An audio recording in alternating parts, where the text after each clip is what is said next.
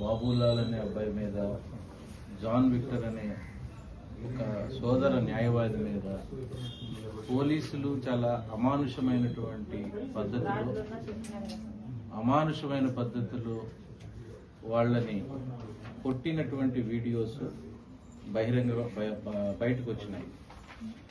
ఈ పోలీసుల చర్యని వ్యతిరేకిస్తూ ఈ బాధితుల కుటుంబాలను కలవటానికని ఇక్కడికి వచ్చాం. ఇక్కడ మేము మాటల్లో తెలుసుకుంది ఏమిటంటే దీని వెనకాల ఒక కుట్రపూరితమైనటువంటి అంశాలు కూడా ఉన్నాయని, వీళ్ళని ఇలాంటి ఇది ఏ కాలంలో ఉన్నాం అనేటువంటి అంశాన్ని తెలియజేస్తూ ఉంది.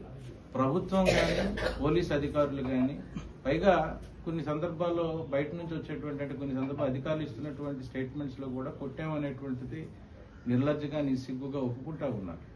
సో ఇవి ఒక ప్రజాస్వామిక దేశంలో ఉన్నావా లేకపోతే ఒక పోలీస్ రాష్ట్రంలో ఉన్నావా అనేటువంటి ప్రశ్నలు లేవనెత్తుతా ఉన్నాయి. ఈ అంశాలని మాత్రం అంటే ఈ బాధితులు కనుక ముందుకు వెళ్లే పరిస్థితి వస్తే దీన్ని హైకోర్టు ఇంకా వేరే న్యాయ వ్యవస్థలో ఉండేటువంటి న్యాయ వ్యవస్థలో వీళ్ళకి ఏ రకంగా న్యాయం చేయగలమనే అంశాలని చర్చించి ముందుకి తీసుకెళ్తామని తెలియజేస్తూ ఉన్నాం.